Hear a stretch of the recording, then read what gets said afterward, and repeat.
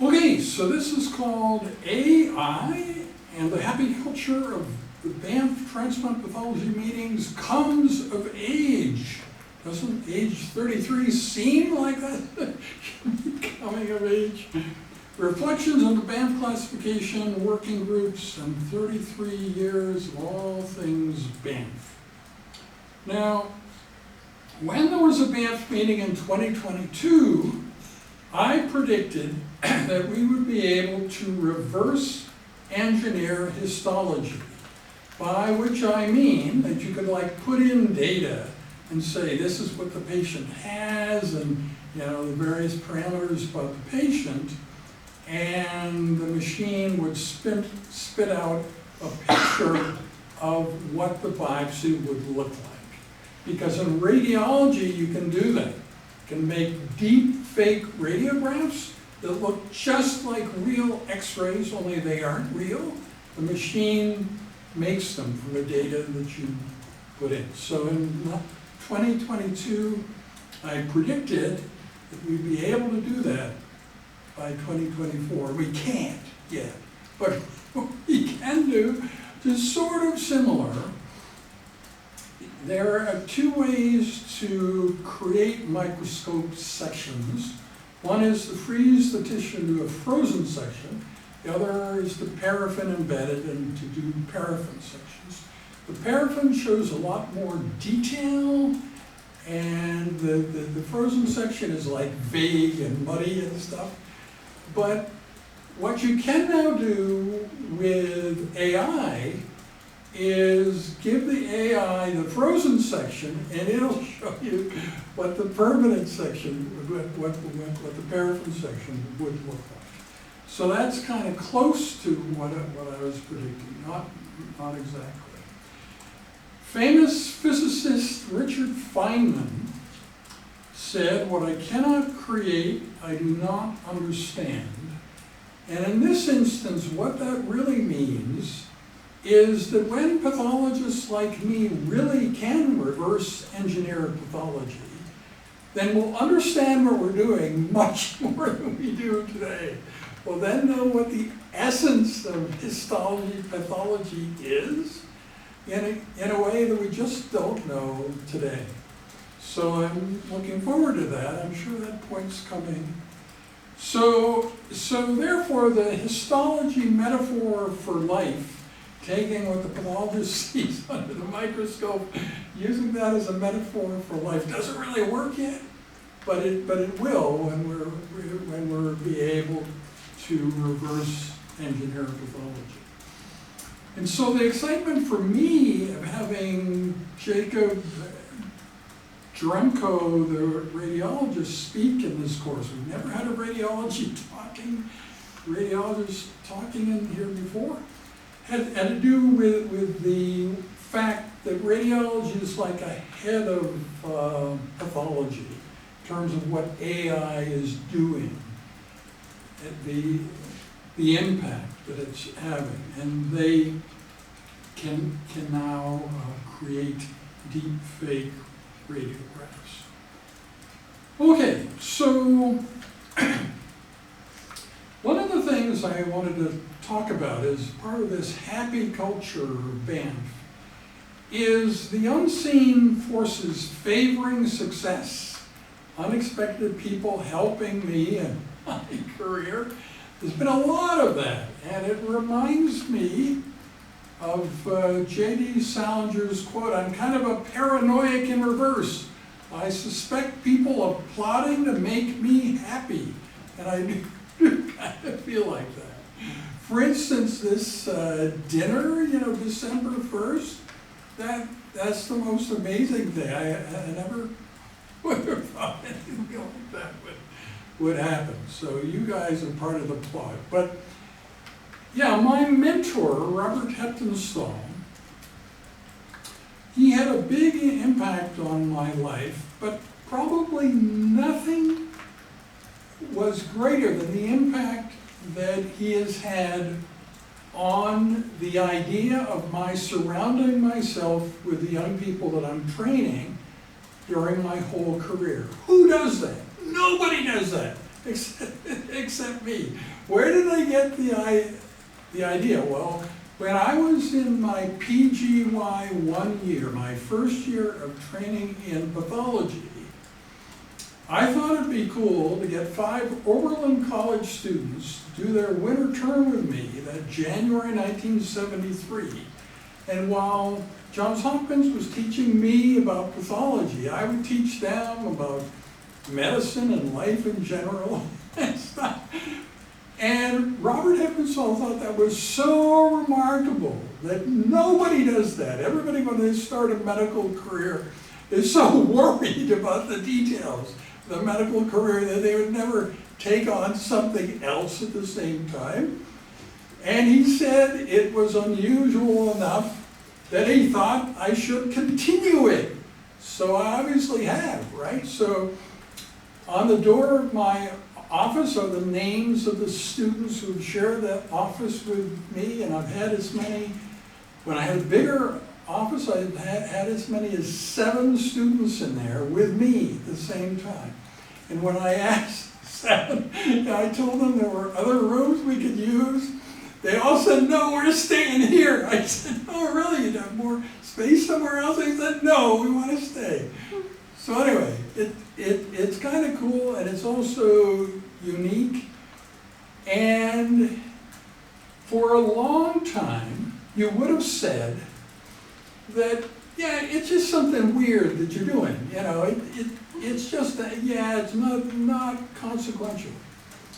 But then this year, on June 1st, at the American Transplant Congress in Philadelphia, I'm walking down the hall early on that Saturday morning, and Hamid Rob, the head of transplant nephrology at Johns Hopkins, is walking down with me. There's hardly anybody else there, and so we have about a 90-second conversation where he describes his theory of how surrounding myself with young people is the cause of the fact that I'm 78 and I don't seem to have any aging diseases like most people have. I don't have cataracts, I don't have pain, don't take any meds, I don't have high blood pressure, I don't have reduced bone density, yeah, none of those things. I don't have apraxia of gait. You know about that? It's a very common thing with older people. You forget how your legs work, right? They still move, but the like pace of walking, it becomes an uncertain thing for you suddenly, right? That hasn't happened. So yeah, all sorts of things I would have expected.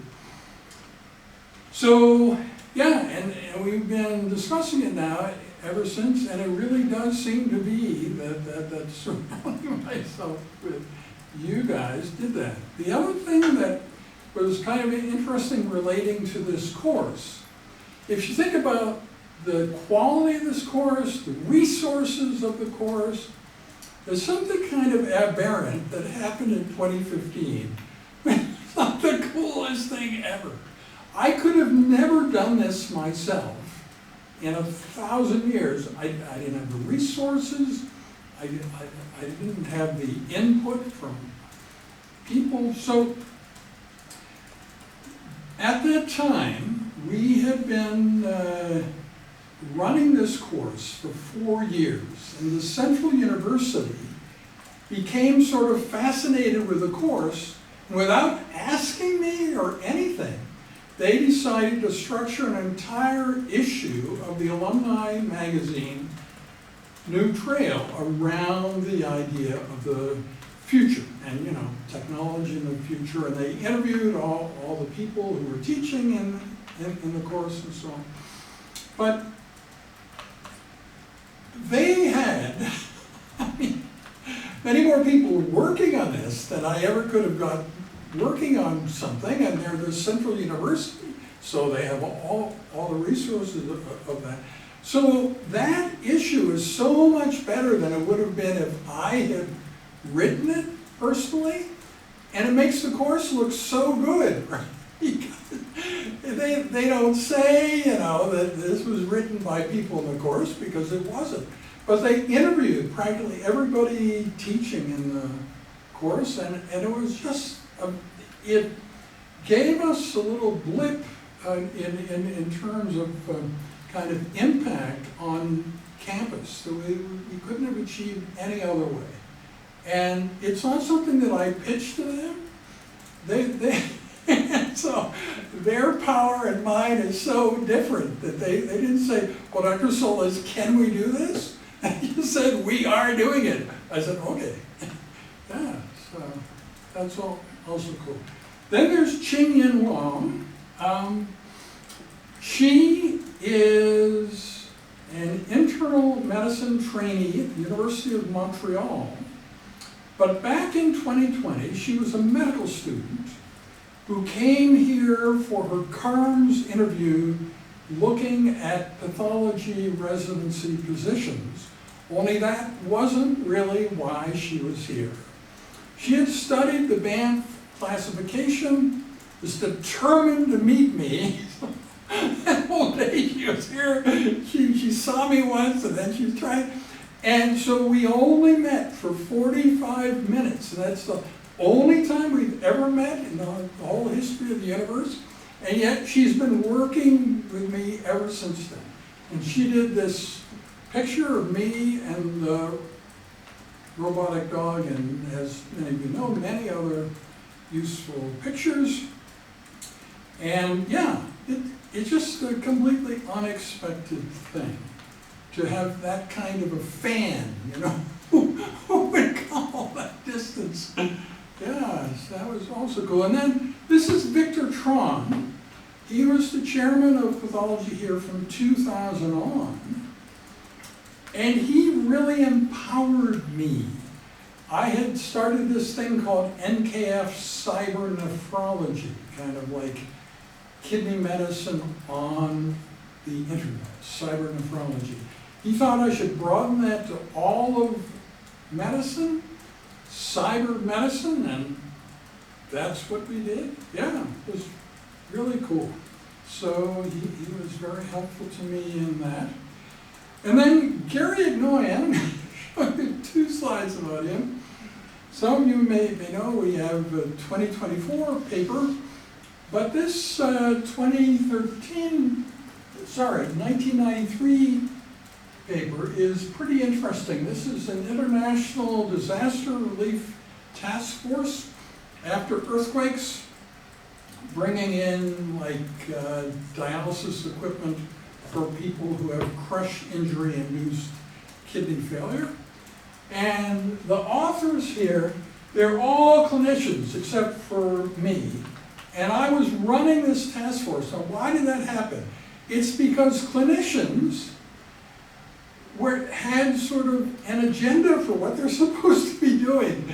And it does not include running a worldwide task force to save people after earthquakes. It just didn't. And so that's the way that I, as a laboratory physician, ended up running this thing for all these years. And it was cool. When I was chair of pathology here, and when there was an earthquake, I would like drop everything else that I was doing, just work the earthquake, you know, and then come back to the local stuff. I don't know if you could do that anymore, but that's what I did back then. So this was 1993, and Gary Ignoyan is one of the authors there. But this year, he and I wrote about transplant kidney pathology. He made a lot of predictions about the future. What did we predict? So we are predicting that there will be the possibility through AI of ending the organ shortage and basically having unlimited organs. And it will be through a combination of pig-to-human transplants, xenotransplantation, regenerative medicine, and bioartificial organs. And we also speculated about what pathology of the future will be like. was saying that when a case is reviewed by the pathologist, will already have been figured out 85 to 90% by AI, requiring only the addition of some human nuance. So we wouldn't be doing the heavy lifting here, we'd just be adding the final touches, like, you know, you bake a cake and put on the icing and then fine tune the icing. That's kind of what our role will be in the future, presumably. Yeah, and probably eventually we won't be needed, the machines can do it all. Yeah, so one of the cool things about that paper was we quoted David Shapiro's prediction that weak AGI would be here in September 2024. And indeed, OpenAI's O1 model, which is PhD level reasoning, and is like the first step in AGI, came right in September 12th, 2024, it arrived. And the other thing that's kind of cool about all this is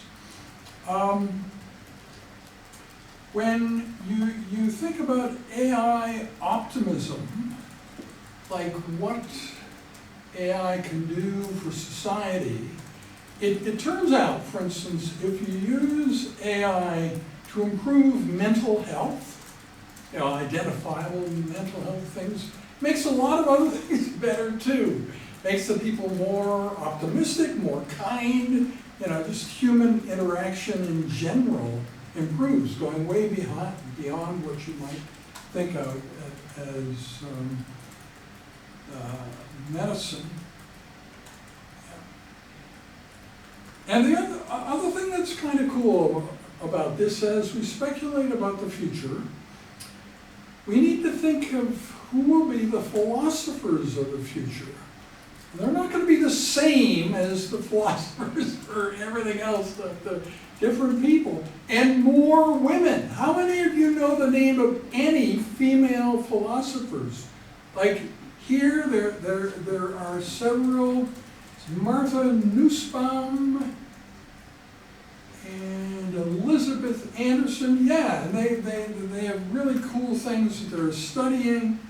A lot of which has to do with like the philosophy of the workplace and really what the workplace is doing to things that we don't really talk about, but they're talking about. So that's kind of cool. And maybe in the future can have a majority female philosophers. Why not, you know? I mean, it can't be the bastion of men forever. So that would be good. So I've been involved with a number of research grant applications, and we finally have a funded grant from the NIH. So these are some of the people who've been part of our grants, and the student part of the grant has been really a key part. And so like everything else that I'm doing, students are quite important in our research activities.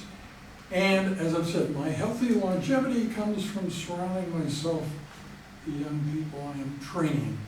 We're also big advocates of human-created graphics. So many AI-created graphics now everywhere you look, but it's still valuable to use humans who can do graphic arts.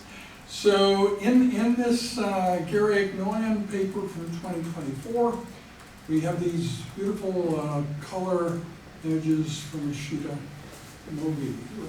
And the technological singularity, people are now talking seriously about like AGI in 2026. So that's very soon. And what I think is maybe a unique take on that is AI can do great things, but you need somebody somewhere running things that you can trust, right? And I think that's what's going to happen. That right now, you would say, well, I trust humans more than AI because of the confabulation and that sort of thing. But as that becomes less, I think in 2026, we'll reach a point where not just me, but everybody feels we can trust AI more than we trust humans. And that takes care of a lot of things, because it seems to be difficult to select really good human leaders and so on. And eventually we'll be happy with, and the world will be running well under the stewardship of AI running things. And it may even become sort of automatic, where we're not so aware of the AI. The AI is ultimately behind it, but the world is running in an automatic way. But if you want something fine-tuned locally, there's a machine that you can negotiate with about that, and that machine has endless time to listen to your whiny complaints. So it's not saying, well, you only got 15 minutes. No, why? It has oodles of time. So for the first time, you say, well, machine, it seems like you're not giving me the bum's rush at all. I can stay as long as I want, but I've said everything and we've resolved everything, so I got other things to do now. Have a nice day, yeah. So I think the whole, dynamic of not feeling that you never have enough time to work out these things would change to, in addition to a lot of other ways in which resources are, abundant and so on, time to fine-tune things in your life would also be abundant. That's what I predict. So you need to know what is AI, what is human assisted by AI, and what is AI assisted by human. And I'm a part of a group of people. We're writing a paper about this standard, international standard, where in the future you will both, by visual and auditory cues, be able to tell when you're dealing with something which of those 4 categories it's in. It's taken a long time, over a year, but the paper's about to come out, and I'm quite proud to have been part of that. Yeah, so another thing that I've been talking about is regenerative medicine extended to composite allografts, or composite grafts. What does that mean? Sounds very boring. No, it's things like hands and faces and stuff, You might say, well, that's more important than anything else, man. Yeah, so those structures contain many different components that are very different. It's like enormously complicated. And I think without AI, we would never be able to recreate such structures. But with AI, we will be able to, probably incorporating bioelectricity. And this is an area that I'm currently working in. It's kind of cool because you get the feeling of not too many other people working on this right now. Like there's almost no one there.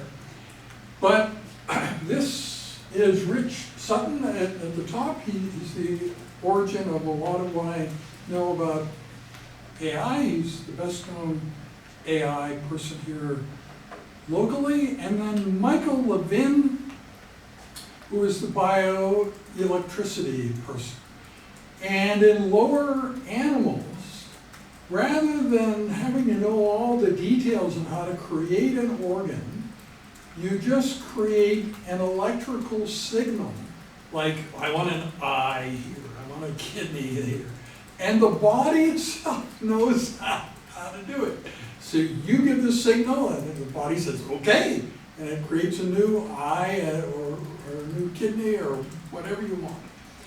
And we're not able to do that in mammals yet, but there's no theoretical reason why we couldn't, and that would be really cool. It'd be so much simpler than what I'm about to describe to you. So we can decellularize and recellularize organs, but it's very, very hard to get the right cells in the right places. But if we could get this working, like if we completely solve the organ shortage, if we have unlimited organs, that would save 1 million lives a year. So that's like a lot, right?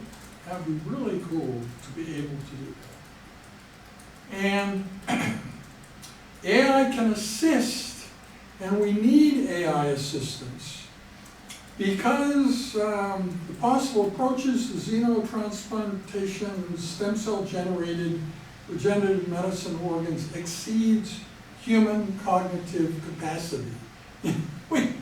It's like, I don't think a human being could really, even if we get it to work, they won't be able to describe how it works, whereas AI will be able to handle it. So we really can't get there without AI, but we can get there with AI. We made this list of the 24 big challenges of the human race that we think AI could help us solve. And the cool thing about this is I recognize another element which you guys have been helping me with, which is one's cognitive style or way of thinking, style of thinking, and how that will probably be necessary to sort of make the choices to figure out what we should ask AI to do, and convincing AI then to do it, right? So both Hish and Sarjana then have looked at these two things that I did in the past that a lot of the audience enjoyed and got what I was doing, but maybe about a third just couldn't understand it at all. And you've given me useful insights into what some of those differences are in thinking styles. So we're thinking it's important to incorporate that as we go forward with this idea of AI fixing all this stuff. So this is just a graphic of the Banff classification and some of the lesions that we score there. I guess I can't teach you all histology like in 30 seconds or anything. So I won't really describe it except to say that those are 4 of the main things that we look for. You know, types of cells present in specific locations. And so I created back in 1991 the Banff classification along with Lorraine Rackison. And we're now going to need new classifications for pig to human transplants, for tissue engineered or regenerative medicine, stem cell generated organs, and for bio-engineered organs. So what happens now if you flush all the cells out of an organ and then reseed them is the cells do seed, but they end up in weird places, like the cells that should be only in the filtering unit we call the glomerulus, or out in the interstitium wandering around looking for something useful to do and so on. So it doesn't really work that well. It doesn't look like the human approach of trying to figure out exactly how to get all the right cells in the right places is going to work, but the bioelectricity solution might work. Similarly, the long loop of Henle. Long loop of Henle is responsible in the kidney for allowing the kidney to concentrate the urine. If you guys didn't have functioning long loops of Henle, you would have all had to en masse go to the restroom several times now because you'd be losing so much water and so on. So it's really important, and it's a rather specialized structure that I think probably humans without AI would never be able to recreate, but with AI we will find a way to do it. Yeah. So, now what I haven't decided, there's a poem here at the end, and I think I might recite it for you just because it kind of, you may wonder, do I ever think about the little people or the support people and so on. We recently had an event for the technologists working with us because a lot of them are like having to leave us and be spread to other labs in the city. So we did a function for them last Friday, and I recited this poem at the time. Now, it's kind of cool, when many of the things we do began in the 1960s, it was a very turbulent period, just like the 2020s have been. So that's what I'm talking about in this poem. Don't worry, it doesn't go on forever. It will end. U of A AP Histology Lab History celebrated significant events that did or did not or will or won't happen, poetically debated. The 1960s and 2020s similarities narrated. With fun Easter eggs in 2024, AI macrostructure elucidated.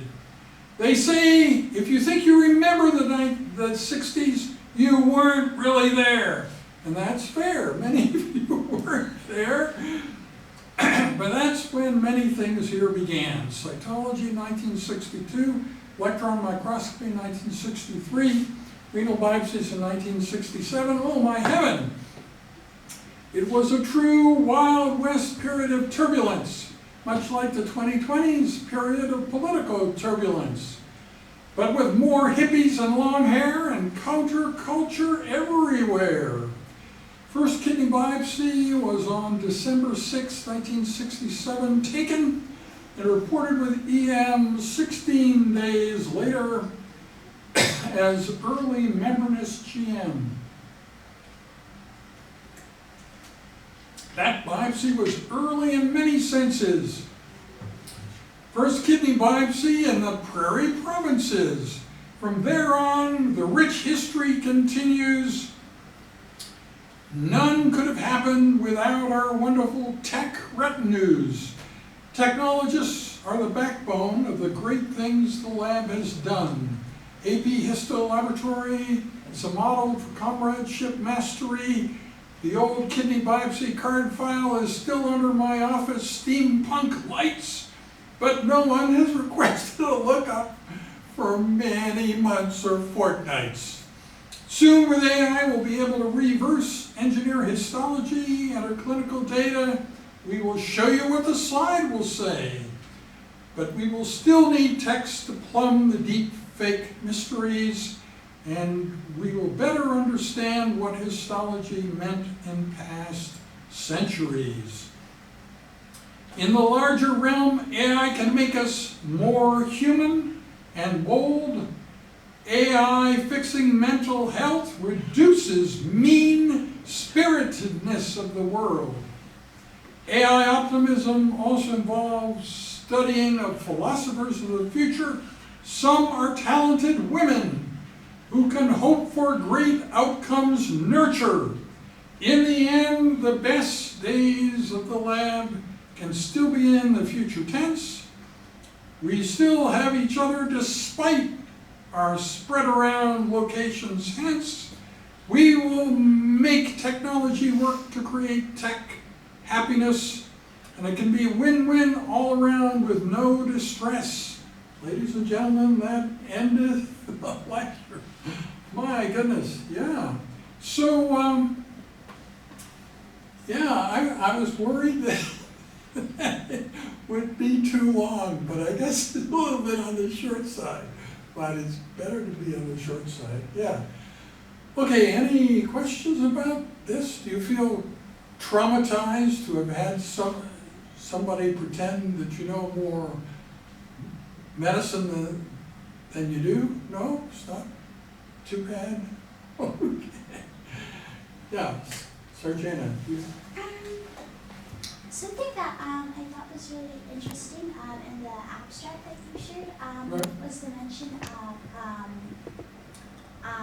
long time travel. Yes. So what I meant by that, low risk time travel, was that it was going to take us 9 months to write the manuscript.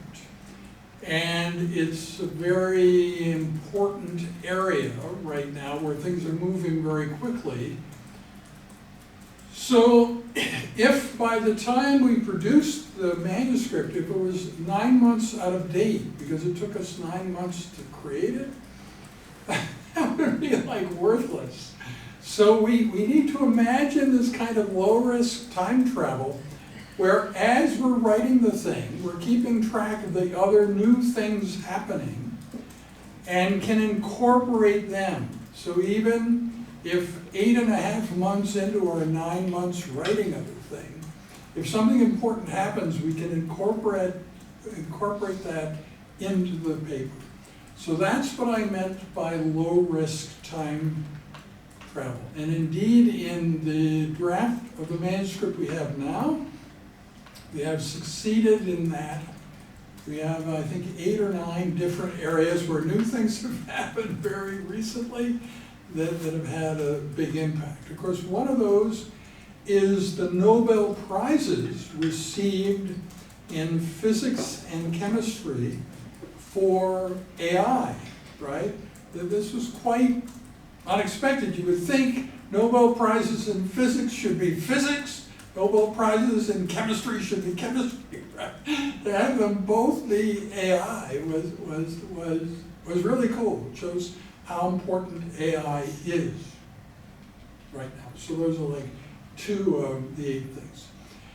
One of the others was this idea of a golden era. People talking about how kidney medicine is reaching its golden era, and saying that that's because we'll now have enough organs for everybody. Well, that's what Kim Solez is saying.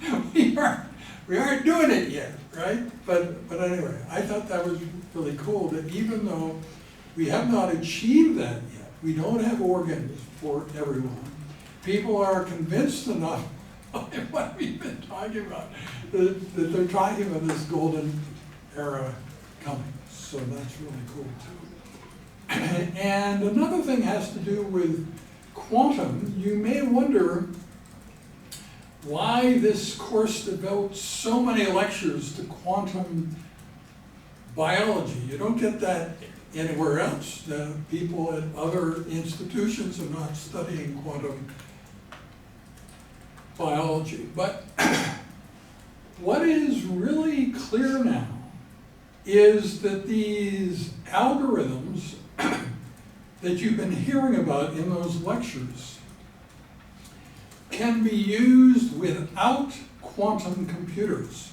They can be used on regular computers and can create something like large language models, but for equations and formulas and things like that, where the numbers are more important than the words, right? So a sort of large language model analog with quantum algorithms, but not run on quantum computers, because as you know, we really don't have working quantum computers yet, and they require near absolute zero and all that. It's just not practical, right? So what does that mean? That means that your learning about quantum stuff is more useful than maybe you thought, because you're not just learning about quantum things in this course to use them on quantum computers, but Also because without using quantum algorithms, there are many more things on the sort of formula side, equation side, that can't be understood in words. You can really only understand it in formulas. Yeah. So does that make sense? It does. Yeah. Yes, thank you very Good. much. Okay, any other questions? Now, it'll be interesting to see if the questions I get at the Mayo Clinic were harder than the ones you asked or easier. Yeah. Anyway, we'll see how that goes. Yeah. Okay, well, thank you very much for coming and have a wonderful reading week, and we'll see you the week after. So the midterm is Thursday the 21st, and we have now identified the room for it and stuff. You don't need all the time that you're getting. You have 2 hours and 50 minutes, almost 3 hours, and the tradition, which you don't have to keep, is a lot of the students used all that time, stayed in the room all that time.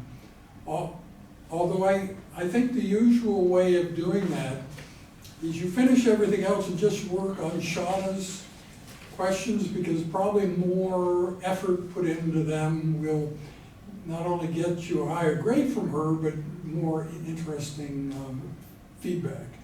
And it's kind of cool to have a genuine astronaut, although she's not going to be an astronaut till 2026, grading your papers. So that's a cool aspect of this course. Okay, I think that's it. Thank you very much. Thank you so much.